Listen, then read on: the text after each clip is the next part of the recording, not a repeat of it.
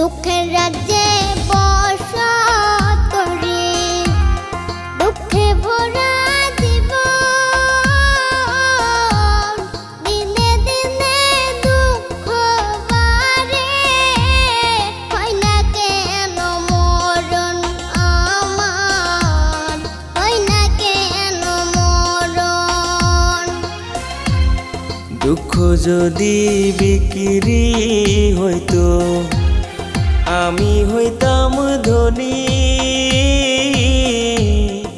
আমার কাছে আছে সই গো দুঃখ নামের খনি, সই গো।